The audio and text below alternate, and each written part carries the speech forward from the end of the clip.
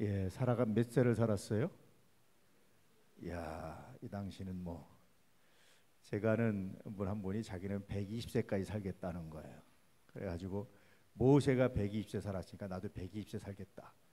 시내산에 가서 돌판을 가져왔어요. 이게 잘 합법적으로 못 갖고 오는데 어쨌든 여러 가지 방법을 동원해서 갖고 와서 놓고 저한테 설명을 하시는 거예요. 모세가 120세 살았습니다. 나도 120세 살 겁니다. 모세가 받은 신에서 나도 이 돌판을 갖고 왔습니다. 그래서 아주 그렇게 말씀하시는데 저한테 그렇게 말씀하실 때 연배가 거의 90대셨었거든요. 80대 후반. 105세인가까지 사시고 몇 년 전에 돌아가셨는데 하여튼 이 120세 사람들이 이렇게 열망이 있는 것 같아요. 어쨌든 여러분 사라가 127세를 살았는데 이 당시에 127세면 오래 산 건 아닙니다. 아브라함이 몇 살까지 살았죠? 다 야곱은 몇 살까지 살았어요? 이삭은 몇 살까지 살았죠? 제가 참 질문 드리면 안 되는 건가요? 여러분 꼭 한번 볼 수 있길 바랍니다. 세 사람만 한번 찾아보세요. 아브라함, 이삭, 야곱. 다 100살은 넘었어요. 200살은 안 넘겼습니다. 한번 찾아보시면 좋을 것 같아요. 어쨌든 사라가 127세를 살았는데 그 당시 수명으로 보면 평균보다 좀 낮은 오래 살지 않은 그런 수명이 127세의 수명이었습니다. 2절 말씀 시작. 사라가 가나안 땅 헤브론 곳 기럇 아르바에서 죽음에 아브라함이 들어가서 사라를 위하여 슬퍼하며 애통하다가 여기서 죽었어요. 사라가. 그래서 아브라함이 슬퍼하고 애통했어요. 유대인들의 장례법은요, 사람이 죽으면 슬퍼해야 된다고 생각해요. 그래서 곡하는 사람이 많아진다. 이 사람이 곡하는 사람이 많은 사람일수록 덕을 세운 사람이다. 이게 유대인들의 관습입니다. 그래서 일부러 곡하는 사람을 곡 전문가들이 있었어요. 일종의 알바생들이죠. 알바들이죠. 알바. 그런 사람들이 있어가지고 불러다 돈을 주고 불러다가 곡 전문적으로 이렇게 그런 말이 있어요. 우리나라도 그런 말 있죠. 남의 집 장례 가서 가족보다 더 슬프게 오는 사람들이 있는데 나중에 보면은 제소름에 온다 뭐 이런 옛말도 있어요. 어쨌든 이렇게 슬퍼하고 이제 곡을 하고 애통하고 아브라함이 그렇게 하고 있다가 문득 생각난 게 뭐죠? 이제는 내 아내 사라를 어디다 매장할까? 나그네였기 때문에 매장지가 없었어요. 그래서 이제 매장지를 찾아 나서는 겁니다. 죽음에 대해 살펴보면 시편 116편 15절에 이렇게 기록되어 있습니다. 한번 읽어볼까요? 시작. 그의 경건한 자들의 죽음은 여호와께서 보시기에 귀중한 것이로다. 이렇게 여호와께서 보시기에 귀중한 죽음이 경건한 자들의 죽음이에요. 여러분 죽음이 귀중히 여긴다, 귀중히 여김 받는다, 귀중하다, 아주 존중하다, 아주 귀한 것이다. 이런 표현이 어디 별로 없어요. 근데 이 시편에 경건한 자들의 죽음에 대해서 이렇게 하나님 평가를 하셨어요. 하나님이 귀중하게 보신다. 그런데 사라가 이 경건한 여인이었는데 이 죽음을 왜 애통했을까요? 여러분 죽음은 이 경건한 죽음이고 여호와께서 보시기에 귀중한 것인데 왜 애통해야 될까요? 왜 애통해야만 합니까? 애통 안 할 수는 없나요? 기뻐할 수는 없나요? 우리가 보편적으로 그러죠. 하나님 나라 가셨어요. 평안하셨어요. 우리가 위로합니다. 뭐 사실이죠. 진심이고. 그런데 종종 죽음이 애통해야 되느냐라는 문제에 이제 부딪히게 돼요. 내가 어릴 때 경험인데 옆 동네 어떤 분이 돌아가셨어요. 근데 그 자녀들이 이제 교회를 나와서 교회에서 가서 이제 예배를 드렸는데 내가 어릴 때 따라갔던 기억이 나요. 그러니까 예배를 드리고 나서 굉장히 그 재밌는 이야기를 하나 들었던 기억이 나는데 그 상주한테 야, 예수 믿는 사람들은 천국 갔으니까 너무 슬퍼하지 마, 이런 말을 들었어요. 그게 굉장히 강렬해서 그 뒤부터 생각을 했어요. 예수 믿는 사람들은 죽음 앞에서 슬퍼하면 안 되는 걸까? 근데 성서에 보면 다 슬퍼했죠. 곡을 했죠. 야곱이 죽었을 때는 며칠 동안 장례를 치렀는지 아세요? 70일을 치렀어요. 장례를. 거의 뭐 왕에 준하는 그런 장례였단 말이에요. 우리나라는 보통 여러분 부모가 죽으면 몇 년상을 치르죠? 3년상, 만 2년입니다. 만 2년. 돌아가신 해가 우리나라 항상 당일을 하루로 쳐요. 3일장 그러면 죽은 당일을 하루로 쳐요. 돌아와서 딱 24시간이 아닙니다. 그러니까 우리나라 그 재밌는 아주 계산법이에요. 이게 우리나라의 계산법인데 어쨌든 경건한 자들의 죽음을 여호와께서 보시기에 귀중한 것인데 왜 슬퍼했을까? 왜 슬퍼하나? 이런 질문 안 생기세요? 여러분 예수 믿는 사람들은 죽음 앞에 슬퍼해야 됩니까? 기뻐해야 됩니까? 무덤덤해야 됩니까? 어찌해야 됩니까? 어쩔까요? 어쩔까요? 죽음 앞에서 슬퍼하는 것에 대해서 성서에 정죄하거나 부정적으로 기록된 것이 하나도 없어요. 오히려 슬퍼하고 곡하는 것이 더 많이 긍정적으로 기록됐어요.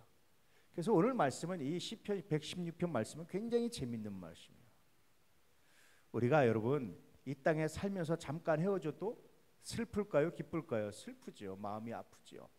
하물며 하나님 나라 갈 때까지 우리가 못 본다는 사실은 굉장한 슬픔이에요. 그렇죠? 또 어떤 슬픔도 있습니까? 떠나보내고 나면 좀 더 잘해줄 걸 하는 슬픔 등등 많은 슬픔이 있어요. 이런 슬픔에 대한 이야기입니다. 예수 안 믿는 사람들에 대한 슬픔은 뭐죠? 예컨대 꼭 다 그렇진 않지만 우리가 보기에 예수 믿는 사람들의 입장에서 보기에 예컨대 지옥 가니까 당연히 슬퍼해야 됩니다. 그런데 우리는 하나님 나라 가니까 달라야 됩니다. 이런 관점으로 이제 이야기를 하는 거예요. 그래서 우리가 슬퍼하는 것은 지극히 인간적인 정리 차원이에요. 신앙적 차원이 아니라 신앙적 차원에서는 오히려 귀중하다라고 말해요. 그런데 인간적 정리의 차원에서는 어떻게 합니까? 예컨대 여러분 부모들이 아들을 군대 보내도 그 현장에서 막 울고 막 난리가 납니다. 조금 있으면 돌아오는데 그렇죠? 하물며 하나님 나라 갈 때까지 못 보는데 그때 감정이 슬프지 않는다면 그때 감정이 동하지 않는다면 그것도 이상하죠. 슬픔은 인간적 정리에 의한 것이고 죽음이 여호와께서 보시기에 귀중한 것이다라고 말하는 것은 신앙적 관점이에요. 성선이 두 가지 다 용인되고 이가 두 가지 다 아주 존중됩니다. 이해되시죠? 그래서 여러분 죽음 앞에서 슬퍼하십시오. 인간적 정리의 차원에서. 그러나 신앙적 차원에서는 천국의 소망을 가지고 담담하고 담대할 수 있기를 축복합니다. 이것이 그리스도인들이 죽음을 맞이하는 관점입니다. 자, 어쨌든 아브라함은 인간적 슬픔을 표현하고 있는 겁니다. 자, 3절 말씀 시작. 그 시신 앞에서 일어나 나가서 헷 족속에게 말하여 이르되, 시신 놓고 이제 나가는 거예요. 나가서 아마 이삭 보고 네가 좀 지키고 있어라 이렇게 말하고 이제 나가는 거죠. 4절 말씀. 나는 당신들 중에 나그네요 거류하는 자이니 당신들 중에서 내게 매장할 소유지를 주어 내가 나의 죽은 자를 내 앞에서 내어다가 장사하게 하시오. 아마 이거 보니까 아브라함은 사라의 죽음을 예상했을까요? 못했을까요? 전혀 준비되지 않은 죽음이었어요. 그만큼 사라가 그 당시 평균 수명보다 일찍 죽었다라는 것을 의미하는 거예요. 그래서 아브라함이 만약에 준비됐으면 사라가 죽기 전에 미리 가서 매장지를 가정묘를 쓸 수 있는 매장지를 구했을 거예요. 근데 전혀 준비되지 않았던 거죠. 그래서 아브라함이 이제 사라의 장례를 치르다가 급하게 일어나서 헷 족속에게 말하는 겁니다. 나는 당신들 중에 나그네입니다. 참 재밌는 표현이에요. 아브라함이 믿음으로 본다면 이 가나안 땅은 하나님이 아브라함에게 주시기로 약속한 땅이잖아요. 그러니까 우리가 믿음으로 본다면 헷 족속한테 가서 누구한테가 이 땅은 하나님이 나한테 주셨다, 내 땅이다 선언할 수 있잖아요. 근데 아브라함은 그렇게 말 안 해요. 그렇다고 아브라함이 그런 믿음이 없었을까요? 그런 믿음이 있었어요. 뭘 기다리는 거죠? 하나님의 약속과 시련 사이에 아브라함이 존재했단 말이에요. 하나님이 약속하셨어요. 근데 이것이 아직 역사 안에 실현되지 않았어요. 이 사이에 존재했던 아브라함은 믿음으로는 하나님의 약속을 붙들었지만 실현되지 않아서 실제적으로 소유하고 있던 헷 족속이 뭐 하는 거죠? 가서 부탁하고 가서 말하는 거예요. 그러니까 약속과 실현 사이에서는 언제나 이런 아브라함 같은 지혜가 필요해요. 여러분 예를 들면 어떤 걸 기도하고 내가 응답받았어요. 응답은 일종의 뭐냐면 약속이란 말이에요. 아직 실현되지 않았어요. 이 사이에 있잖아요. 우리는 다 응답받았으면 이 실현되기 전까지 그 과정이 있잖아요. 이 과정은 어떤 겁니까? 분명히 하나님께서 이루시지만 그러나 그렇다고 해서 내가 다른 사람, 그건 내 믿음이잖아요. 다른 사람과의 관계에 있어서도 그걸 드러내면 어떻게 되겠어요? 그건 문제가 있어요. 그 사람들한테 이 약속이 실현된 것을 증명하시고 실현되게 하시면 누구죠? 하나님이시잖아요. 하나님이 그 사람들한테 드러날 때까지 기다리는 거예요. 나는 믿음이 있지만. 그리고 아직 하나님이 그 사람들에 드러내지 않았다면 그건 내가 약속으로 받았지만 실제적인 주인으로 그들을 인정하는 거예요. 굉장히 중요해요. 많은 사람들이 기도하고 혼동합니다. 야, 내가 기도 응답받았으니까 이거 끝났어. 끝난 게 아니에요. 기도 응답받았으면 이미 이루어진 거나 마찬가지지만 그러나 이것이 역사 안에 실현되기까지 뭐합니까? 기다리고 아직 실현되지 않았기 때문에 실질적인 주인이 실질적인 현상들을 인정하는 것이 굉장히 중요한 신앙적 자세다라는 걸 보여주는 거예요. 많은 그리스도인들이 착각할 때가 많습니다. 내가 기도 응답받았으니까 이미 이루어진 거야. 저건 내 거야. 뭐 이렇게 표현할 때가 있어요. 아닙니다, 여러분.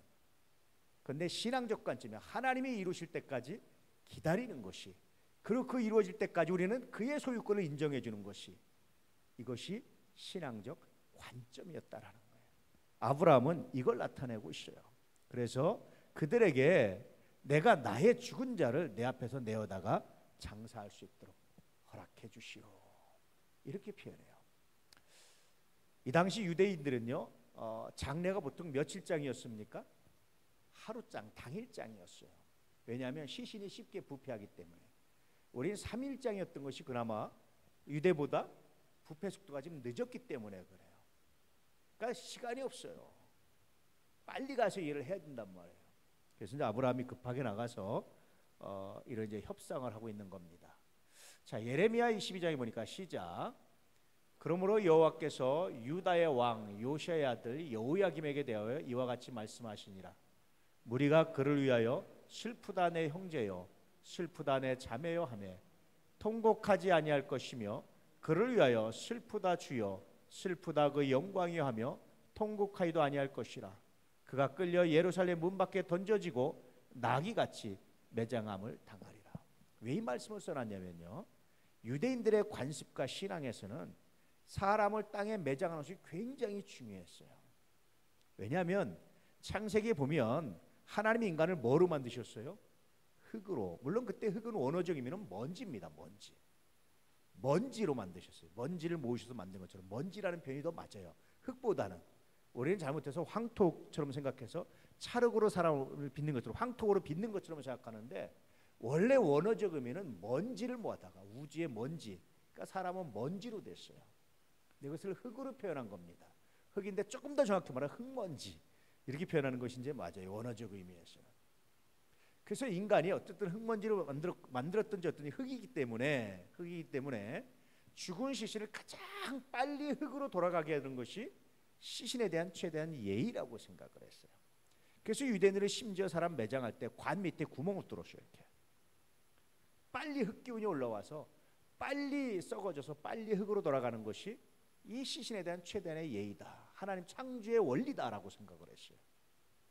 저는 요즘에 화장하는 거 보면서요, 화장이 굉장히 성서적이라고 생각이 돼요. 화장이 참 좋아요. 어른들이 허락만 하시면 화장을 하고 싶어요. 저희는 아직 저희 부모님이 허락을 안 하셔서 그런 생각 못 하는데, 저는 나중에 이제 화장을 유언할 겁니다. 미리 얘기하지만 제가 장르를 집내 보니까 화장이 참 깨끗한데, 화장이라는 건 뭐냐면 흙으로 돌아가는 시간이 빠른 거예요. 제일 빨라요, 흙으로 돌아가는 게. 아브라함이 여러분 시신에서 한 줌의 흙도 찾을 수 있을 것 같아요? 무덤 판다고? 안 나옵니다. 아담의 시신에서 한 줌의 흙을 찾을 수 있을 것 같아요? 없어요. 이미 다 땅과 섞여가지고 찾을 수도 없어요. 무덤 보관하고 있다 하더라도 없어요. 나중에 부활은 무의 수유로 창조하신 하나님의 부활은 문제가 안 돼요. 하나님의 능력으로. 근데 어쨌든 제일 빨리 흙으로 돌려보내는 것이 시신에 대한 예의라면, 먼지가 되는, 재가 되는, 흙이 되는 가장 빠른 길이 아마 화장이지 않을까. 그래서 유대인들의 전승가도 맞겠다. 전통과도 이제 그런 생각이 들어요. 그리고 깨끗해요. 제일 깨끗하고 좋아요. 제가 보니까 화장이 제일 깨끗해요. 이렇게 처음에 이제 목회하면서 화장터에 갔을 때는 2시간이 넘었어요. 화장 시간이.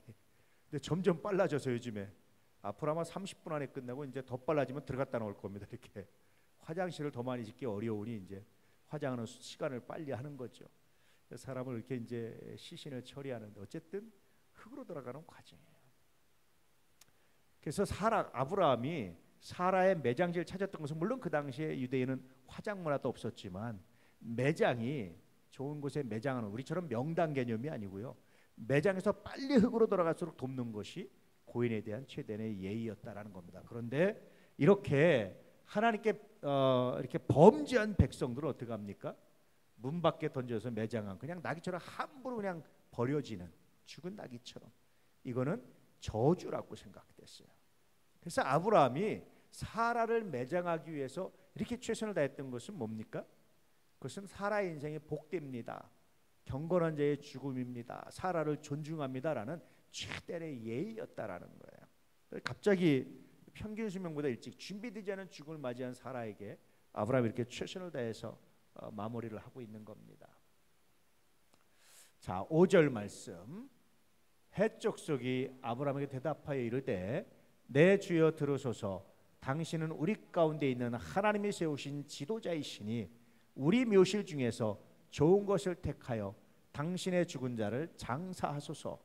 우리 중에서 자기 묘실에 당신의 죽은 자 장사함을 금할 자가 없으리이다. 일종의 이제 성문 앞에서 얘기하는 거예요. 이 당시 성문 앞은요 일종의 재판장이기도 하고 성에서 가장 유력한 자들이 모여서 서로 토론하고 마을의 중대, 성 안의 중대사를 결정하는 자리이기도 하죠. 롯도 이 성문에 앉아서 있었죠. 얼마나 많이 노력했겠어요. 근데 나중에 정말 중요할 때 롯은 배척받아요.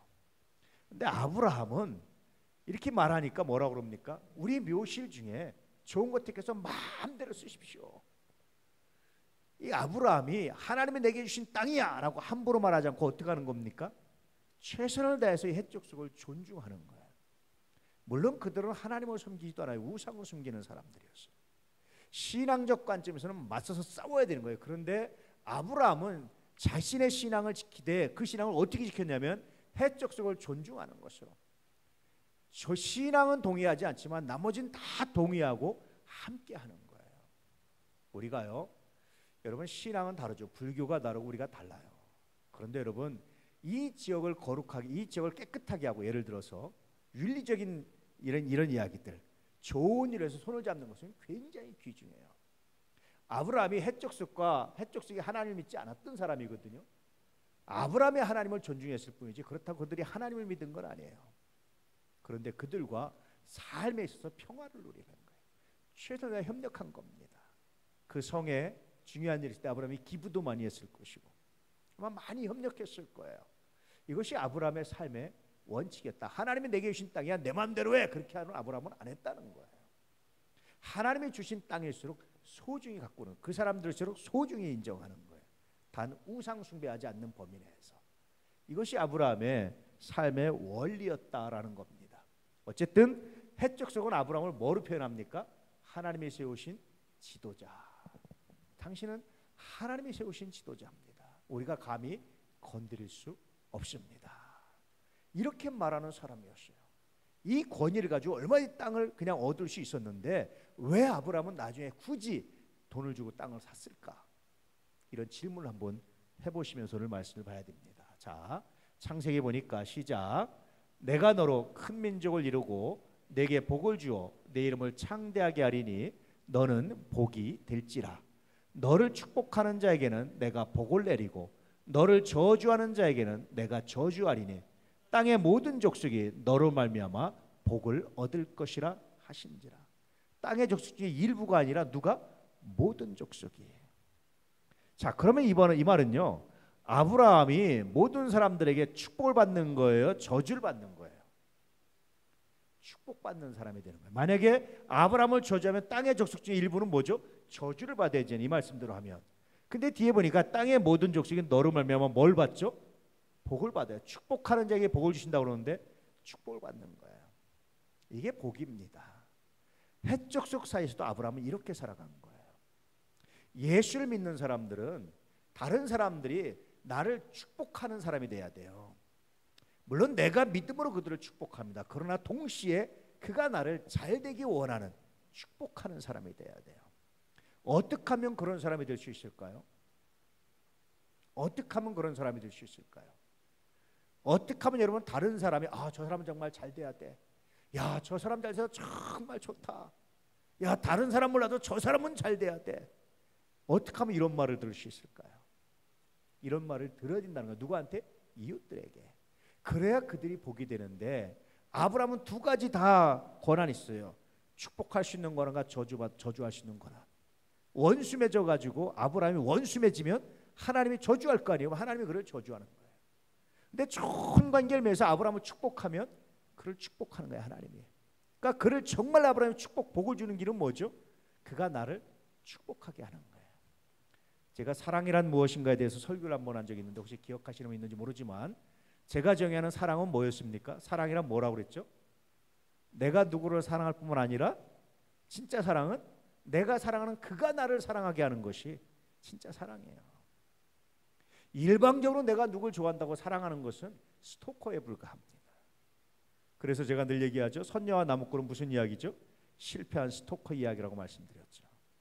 그가 나를 사랑하도록 해야 내가 사랑하는 만큼 그도 나를 사랑하도록 하려면 어떻게 해야 되겠어요? 어떻게 해야 되겠어요? 내가 사랑은 일방적으로 쉬워야 할 수 있어요. 근데 그가 나를 사랑하도록 하는 것, 그래 비로소 사랑이 진짜 사랑입니다. 아브라함이 그런 거예요. 내가 그들을 축복하는 것도 중요하지만 그들이 나를 축복하게 하는 거예요. 그러기 위해서 아브라함이 어떻게 했을까요?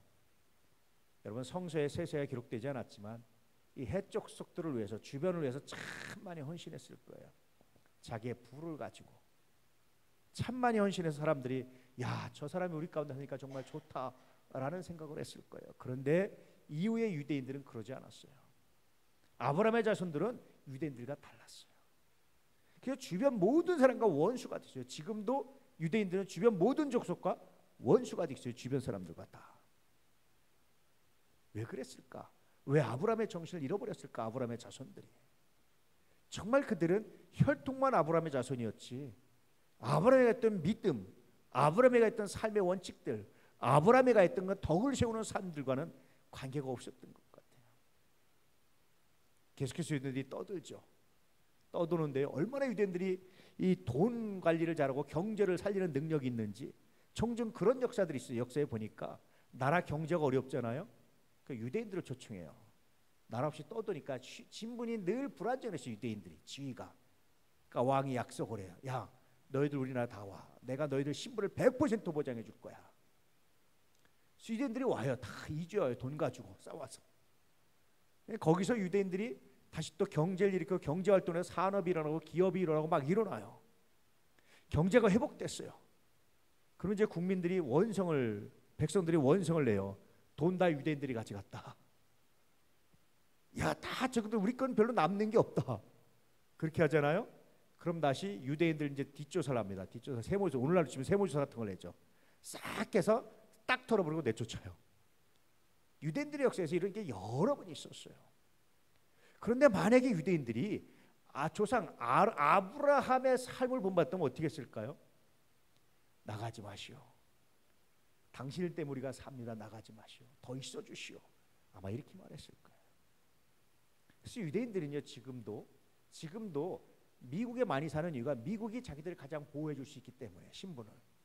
근데 미국도 불안하면 언제든 자기들은 짐 싸서 다른 나라로 갈 준비가 돼 있다는 거예요. 제가 유대인 학자한테 직접 들은 얘기입니다. 준비가 돼 있대요. 자기들은 언제든지 짐 싸서 나올 준비가 돼 있대요. 미국은 자기들의 조국이 아니라는 거예요. 그냥 자기들의 신분을 안전하게 유지해 주는 나라에 불과한 거예요. 불안정만 언제 싸고 짐 싸서 나와서 자기들도 환영해 줄 나라로 자기들은 온다는 거예요. 제가 그 얘기를 듣고 우스운 생각을 하나 했어요. 우리나라 경제가 확 발전되려면 유대인들에게 최고의 안전을 제공해 주면 될 수 있겠다, 언제든지 올 수 있겠다, 뭐 그런 생각. 물론 그런다고 오진 않아요. 지금 미국의 영향이 워낙 커서. 지금 어쨌든 그런 준비를 하고 있답니다. 그런데 이것도 조상 아브라함의 정신을 잃어버린 거예요. 정말 아브라함의 정신을 가지고 있었다면 많은 사람들이 유대인들을 축복하는 거예요. 야, 이 사람들이 잘 돼야 돼. 이 사람들이 잘 돼야 우리한테 좀 남는 게 있어. 우리도 떨어지는 국물이 있어. 야, 이 사람들이 있으면 가난한 자들이 도움받아. 이 사람들이 있으면 약한 자들이 도움받아. 이런 얘기를 듣는 거예요. 유대인들은 자기들끼리는 굉장히 잘 돼요. 그래서 유대인들 사회 공동체가 제일 결속력이 단단합니다. 어디든지 유대인들이 딱 오잖아요. 공동체에 딱 들어오잖아요. 그런 거기서 보호를 해줘요. 돈도 대줘요. 자기들끼리 돈도 모아요. 그래서 세계적으로 유대인들이 이렇게 경제활동하는데 그렇습니다. 그런데 아브라함의 정신을 잃어버린 것은 정말 슬프죠. 그 혈통적 자손이 아니다. 아브라함이 조상이라고 말하지 말라. 뭘 본받아야? 아브라함의 믿음을 가져야 비로소 아브라함의 자손이라고 신약 성경에 말해주는 거예요. 근데 아브라함의 믿음은 뭐냐? 하나님을 믿는 것뿐만이 아니라 뭡니까? 그의 삶이 이웃들에게 축복받는 삶도 아브라함의 믿음이었다라는 거예요. 행함이 없는 믿음은 죽은 믿음인데 아브라함은 그런 믿음을 가지고 있었다. 그러니 우리 그리스도인들은 우리가 믿음으로 아브라함의 자손이라고 말한다면, 아브라함이 믿음으로 우리의 조상이라고 말한다면, 우리는 첫째, 예수가 그리스도이시고 오직 예수의 구원의 길이 없습니다라는 분명한 신앙 고백과 함께 어떤 걸 가져야 됩니까? 이웃들로부터 축복받는 사람, 그런 사람이 돼야 됩니다. 할렐루야. 교회도 그래요. 우리가 끊임없이 이웃들이 우리한테 이렇게 민원도 제기하고 뭐 공세했다고 그러지만 그래도 우리가 그들을 향해서 내밀 수 있는 건 뭐예요?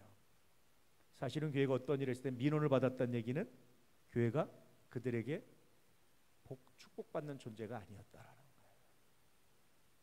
굉장히 심각한 반성을 하는 겁니다. 그래서 이제는 축복받는 존재가 돼. 야, 교회 사는 건 나도 다 유익되게 하려고 그래. 우리한테 좋게 하려고 그래. 교회가 잘 되면 우리가 좋은 거야. 이런 말을 들어야 돼요. 이해되시죠? 주차장도 개방하고 더 이제 어떻게 하면 좀 더 다가갈 수 있을까? 어떻게 하면 좀 더 할 수 있을까? 푸시케도 하고 주변 섬기기도 하고 하는 이유들이, 우리가 정말 하나님을 믿는다면, 아브라함을 따른다면 그들로부터도 축복받는 존재. 야, 교회가 있어서 우리 동네가 살았어. 이런 말 들어야 되지 않을까? 근데 교회들마다 동네에서 다 내쫓으려고 그래요. 첫째는 주차장 시끄럽고. 근데 주차장 때문이 아니에요. 시끄러운 것 때문이 아니에요. 있는데 도움이 안 되는 거예요. 교회, 동네. 이러면 심각한 겁니다. 이건 아브라함의 정신을 잃어버린 유대인들과 똑같은 현상이 우리에게 있다. 그래서 오늘날 기독교가 욕먹고 있는 겁니다. 할렐루야. 하나님이 아브라함에게 약속하신 것을 우리에게 똑같이 하시는 거예요. 너를 축복하는 자는 축복하고 너를 저주하는 자는 내가 저주할 거다. 그런데 세계 모든 족속이 너를 축복할 거다. 너로 말미암아 복을 받을 거다. 이 약속이 우리 가운데 있기를 주의 이름으로 축복합니다. 교회뿐이 아니에요. 여러분 옆집 사람들과도. 그러려면 많은 것을 양보하셔야 돼요. 양보하지 않고 얻어지는 게 없어요. 따지고 옳고 그름 따져서 얻어지는 건 하나도 없어요. 많은 것을 양보하셔야 돼요. 할렐루야. 양보하고 또 양보하고 잘 되면 나눠주고, 그러면 그렇게 됩니다. 유대인들은 늘 말하지만 사촌이 잘 되면 기분 좋아해요. 사촌이 잘 되면 사업을 하잖아요. 우리나라는 그냥 별로 대면대면한데 유대인들은 자금을 모아서 지원해줘요. 왜 그런 줄 아세요? 보험이에요. 보험. 율법에 의하면 도와줘야 되는 순서가 있다고 제가 몇 번 말씀드렸죠. 첫째 아내, 두 번째 미성년 자녀, 세 번째 부모, 네 번째 성년 자녀, 그 다음에 형제, 그 다음에 삼촌, 사촌, 오촌. 그러니 앞에 쭉 해서 잘 돼서 그럼 자기도 안 되면 그 사람이 잘 되면 자기를 도와줄 사람이에요. 보험이에요. 보험. 이렇게 도와주는 거예요. 이렇게. 우리나라 사촌이 땅을 사면 배가 아파요? 집안 잘 됐다고 잘난 척하지 하나도 도와주는 게 없으니까 배가 아픈 거예요. 아브라함의 정신은 그렇게 나타났는데 유대인들이 유대인들 사이뿐만 아니라 그것을 다른 족속에도 확장시켰다면 정말 좋았을 텐데 자기들끼리만 그것을 공유해서 아쉽다. 그래서 유대인들이 세계적으로 이렇게 비난받는 이유가 거기 있어요. 사실은요, 팔레스타인이요 훨씬 많이 공격을 해요. 유대인들을 한 해 300발이 넘는 로켓을 쏴요. 유대 지역으로. 근데 그 뉴스에 아무도 안 내고 세계에서 다루지도 않아요. 물론 유대인들이 쏘는 한 발 미사일이 더 위력이 큽니다. 유대인에서 많이 쏘거든요. 민간인 가리지 않고 많이 쏴요. 근데 하나도 안 다루는데 이스라엘 사람들이 하나 쏘면 난리가 나요. 왜 그런 줄 아세요? 세계에서 미움받는 존재가 돼서 그런 거예요. 물론 힘이 세서도 그렇지만 약자의 편을 드는 것도 있지만 그것도 물론 있어요. 근데 미움받는 존재라서 그래요. 아브라함의 신앙과는 관계없는 삶을 살고 있다는 걸 반증하고 있는 거죠. 우리 교회는, 우리는 아브라함의 신앙과 삶을 본받는 우리가 될 수 있기를 축복합니다. 할렐루야. 이웃과 친구와 가족과 교회 주변과 모든 사람들에게 나머지는 하나님께 맡기세요. 조금 이득을 취해봤자 그거 아주 부자 안 되고요. 조금 손해본다고 그것도 거지 안 돼요. 하나님이 책임지시면 할렐루야 능히 살게 될 줄로 믿습니다. 이 믿음으로 살아갈 수 있기를 축복합니다. 자, 7절 말씀. 아브라함이 일어나 그 땅 주민 헷 족속을 향하여 몸을 굽히고, 야, 당신은 하나님의 지도자십니다. 막 존중하고 하는데 아브라함은 몸을 정중하게 굽히고, 얼마나 아브라함이 여러분 어떤 처신을 했는지 아시겠죠? 굽히고 나서 아주 정중하게 말하는 거예요. 그들에게 말하여 이르되, 시작. 그들에게 말하여 이르되 나로 나의 죽은 자를 내 앞에서 내어다가 장사하게 하는 일이 당신들의 뜻일진데 내 말을 듣고 나를 위하여 소알의 아들 에보론에게 구하여. 굉장히 재밌는 표현을 하는 거예요. 그런 것이 당신들의 뜻일진데 당신들이 허락하셨으니, 내 마음대로 하겠다는 거 당신들이 허락하셨으니 하나 더 청혼을 하겠습니다. 에브론에게 좀 부탁 좀 해주세요. 자, 9절. 그가 그의 밭머리에 있는 그의 막벨라 굴을 내게 주도록 하되 충분한 대가를 받고 그 굴을 내게 주어 당신들 중에서 매장할 소유지가 되게 하기를 원하노래 하며. 왜 아브라함은 대가를 굳이 줄까요? 그냥 거저 쓰라고 하는데 왜 그랬을까요, 여러분? 왜 그럴까요? 아브라함만 그런 게 아닙니다. 자, 사무엘하 보니까 시작. 왕이 아라우나에게 이르되 그렇지 아니하다. 내가 값을 주고 내게서 살이라. 값 없이는 내 하나님 여호와께 번제를 드리지 아니하리라 하고 은 50세겔로 타작마당과 소를 사고 그곳에서 여호와를 위하여 단을 쌓고 번제와 화목제를 드렸더니 이에 여호와께서 그 땅을 위하여 기도를 들으심에 이스라엘에게 내리는 재앙이 그쳤더라. 이 왕이 누구죠? 네, 다윗입니다. 이게 나중에 이 자리에 뭐가 씁니까? 아라우나의 타작마당에 뭐가 쓰죠? 솔로몬 성전이 세워져요. 이것도 아라우나가 왕 가져가십시오, 마음대로 쓰십시오라고 얘기하는 거예요. 근데 다윗은 안 그럽니다. 무슨 소리냐? 내게 값을 주고 살이라. 넉넉한 값을 주고 사요. 왜 그럴까요? 왜 그럴까요? 왜 그랬을까? 야, 공짜로 줬다, 아니면 기부했다, 잘됐다, 땡큐, 그러고 딱 집어넣지 않아요. 왜 그럴까요? 왜 그랬을까요, 여러분? 이게 아마 다윗이 성전이 아니라 그냥 왕으로서 받을 수도 있었을 거예요, 신하가 주는 것을. 근데 거룩한 일, 성전은 뭡니까? 왜 그런 거죠? 첫째는 본인이 하나님께 헌신하고 싶은 열정이에요. 내가 하나님께 헌신하고 싶다. 이때 다윗 시대에는 세금도 안 걷었어요. 다윗이 세금을 걷지 않고요, 전쟁에서 정복 전쟁을 해서 얻은 전리품 가지고 국가를 운영했단 말이에요. 왕 월급도 없어요. 뭐 이런 거 세금이 없었으니까 뭐 그런 게 없었어요. 다윗이 끊임없이 정복 전쟁을 해서 전쟁에서 얻은 전리품 가지고 했어요. 다윗이 넉넉하지 않았던 거예요, 사실은. 그런데도 불구하고 다윗은 하나님의 전후에서는 자기가 드리고 싶었던 거예요. 첫 번째는. 두 번째는 뭡니까? 하나님의 전이 누구는 위해서 공짜로 대충 주어졌다는 소리를 듣고 싶지 않은 거예요. 앞으로 이후로 누구도 주고 나서 안 줬어, 그건 공짜로 가져가서라 말하고 싶지 않은 거예요.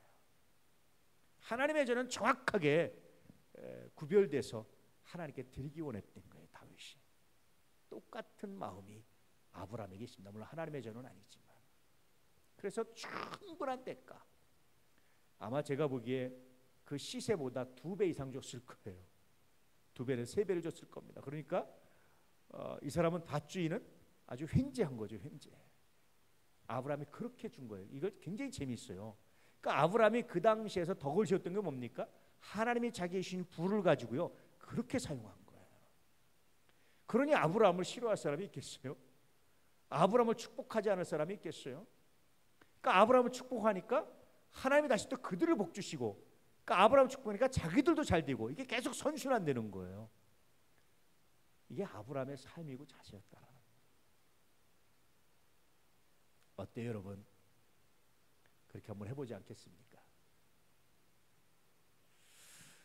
이런 삶이 그리스도의 삶이고 믿음의 조상 아브라함의 믿음이었고 삶이었다라는 겁니다. 자, 10절 말씀. 에브론이 헷족속 중에 앉아 있더니 그가 헷족속 곧 성문에 들어온 모든 자가 듣는 데서 아브라함에게 대답하여 이르되.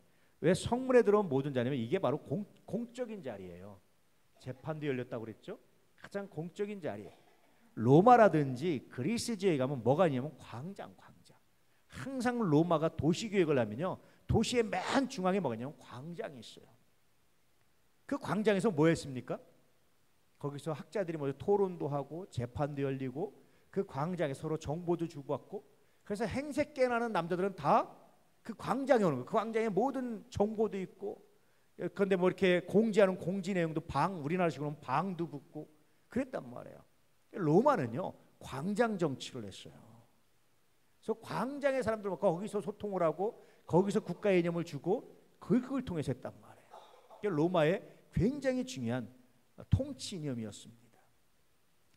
마찬가지로 이 당의 사람들이 성문은 모든 사람들이 드나드는 가장 사람들이 많이 왕래하는 유동인구가 가장 많은 곳이었단 말이에요. 이곳에 앉아서 재판하고 이곳에서 공적인 일을 처리하는 거예요. 은밀하게 처리하지 않았고. 그래서 성문이 굉장히 중요한 자리인데 이 공적인 자리에서 이런 대답을 하는 겁니다. 자, 11절 말씀. 내 주여 그리 마시고 내 말을 들으소서. 내가 그 밭을 당신에게 드리고 그 속의 굴도 내가 당신에게 드리되 내가 내 동족 앞에서 당신에게 드리오니 당신의 죽은 자를 장사하소서. 그리하지 마십시오. 내가 지금 당신한테 공짜로 든다고 공언하고 있습니다. 많은 사람이 듣는 데서 변질될 수 있고 변개할 수 없습니다. 누구도 이것을 부정할 수 없습니다. 그러니 그냥 사용하십시오. 그런 뜻입니다. 자, 12절. 아브라함이 이에 그 땅의 백성 앞에서 몸을 굽히고, 13절. 그 땅의 백성이 듣는 데서 에브론에게 말하여 이르되 당신이 합당히 여기면 청하건대 내 말을 들으시오. 내가 그 밭 값을 당신에게 주리니 당신은 내게서 받으시오. 내가 나의 죽은 자를 거기 장사하겠노라. 굳이 돈을 주겠다는 거예요. 이 아브라함의 정신입니다. 그가 공짜로 주려고 하는 마음 정말 감사히 받겠습니다. 정말 감사히 받겠습니다. 그런데 나는 돈을 드리고 싶습니다. 그 감사를 나는 이렇게 표현하고 싶습니다. 이런 굉장히 멋있는 이야기를 하는 거예요. 자, 14절. 에브론이 아브라함에 대답하여 이르되 내 주여 내 말을 들으소서. 땅값은 은 400세겔이나 그것이 나와 당신 사이에 무슨 문제가 되리이까. 당신의 죽은 자를 장사하소서. 그러지 마세요. 땅값은 은 400세겔 정도인데 달란 얘기예요, 말란 얘기예요? 정말 주려고 했던 것 같아요. 근데 아브라함이 굳이 그렇다면 땅값은 은 400세겔 정도입니다. 굉장히 정중한 이야기였던 것 같습니다. 자, 16절. 아브라함이 에브론의 말을 따라 에브론이 헷족속이 듣는 데서 말한 대로 상인이 통용하는 은 400세겔을 달아 에브론에게 주었더니, 이 은 400세겔은 아마 굉장히 고가였던 거로 생각이 되는데 어쨌든 아브라함이 통용하는 대로 상인에게 해서 에브론에게 주었습니다. 17절. 마므레 앞 막벨라에 있는 에브론의 밭 곧 그 밭과 거기에 속한 굴과 그 밭과 주위에 둘린 모든 나무가, 18절. 성문에 들어온 모든 헷족속이 보는 데서 아브라함의 소유로 확정된지라. 이래서 아브라함이 이제 사라를 위해서 매장지를 사요. 아까도 말씀드렸지만 공짜로 받을 수도 있는데 다른 것으로 공헌할 수도 있는데 아브라함은요 아주 중요한 거 정확하게 값을 치러요. 다 다윗도 정확하게 값을 치릅니다. 저는 그런 생각을 해봤어요. 누가 교회지라 공짜로 땅 주면 받지 말아야 되겠다. 성서를 보니까 그런 생각도 했더랬었습니다. 자, 19절 공적인 거래를 통한 매장지 확보가 이제 그래서 이루어집니다. 그래서 아브라함은 공적으로 살았다는 거예요. 이 얘기는 최대한 공적으로 행동하고 공공성을 가지고 행동했다. 모두의 유익을 가지고 삶을 행동했기 때문에 아브라함이 모든 사람이 축복하는 사람이 되었다. 자, 사적인 삶과 공적인 삶은 어떤 차이가 있죠? 공공의 유익을 구하는 사람들은요, 모든 사람의 유익을 먼저 구해요. 사적인 사람들은 자기의 유익을 먼저 구해요. 근데 아브라함의 믿음은 공적인 유익을 먼저 구했습니다. 왜 그렇습니까? 하나님이 자기에게 복 주는 걸 알았어요. 내가 거룩하게 사용하면 사용하는 것만큼 하나님이 채워주신 걸 아브라함이 경험했기 때문에 그래요. 10의 1조 원리가 그런 거예요. 창고에 쌓을 곳이 없도록 복을 주겠다. 이건 종교적인 얘기를 하는 게 아니에요. 단순히 네가 네 재물을 거룩하게 사용하면 나는 네가 쌓을 곳이 없도록 복을 주겠다는 얘기예요. 네가 충분히 쓸 수 있도록 공적인 일에도 헌신할 수 있도록 나는 복을 주겠다. 그런 뜻입니다. 이게 하나님의 약속이었어요. 아브라함은 이 약속을 믿었던 겁니다. 그래서 아브라함은 공공의 유익을 해서 공공성이라는데 공공성을 가지고 살아갔던 거예요. 오늘 우리가 신학자들이라는 신학 중에 공공신학이라는 개념이 하나 있어요. 공공신학. 신학은 공적이어야 된다. 교회만을 위한 것이 아니라 온 세상을 위한 것이어야 한다. 이런 얘기하는 겁니다. 보통 신학은 교회를 위한 학문이라는 정의가 있거든요. 근데 신학은 교회만 위하면 안 된다는 거예요. 온 세상을 위해야 된다. 이게 신학의 공공성을 갖자. 굉장히 중요한 개념입니다. 뿐만 아니라 교회도 공공성이, 예배도 공공성이, 교회에서는 모든 프로그램은 공공성이, 교회만 위한 것이 아니라 이 지역 전체를 위한 것으로 그렇게 가야 비로소 아브라함의 믿음을 간직한 그런 아브라함의 믿음의 후손들이라고 말할 수 있어요. 할렐루야.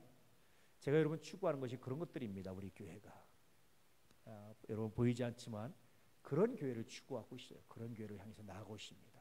다행히 하나님의 은혜 주셔서 지역사에서 교회에 대한 평가 행정이 좋아지고 있는 것은 굉장히 감사하고 하나님이 주신 은혜고 그 선물이지 않을까, 또 여러분들의 수고에 대한 하나님의 응답이지 않을까라는 확신이 있습니다. 할렐루야. 멈추지 않기를 축복합니다.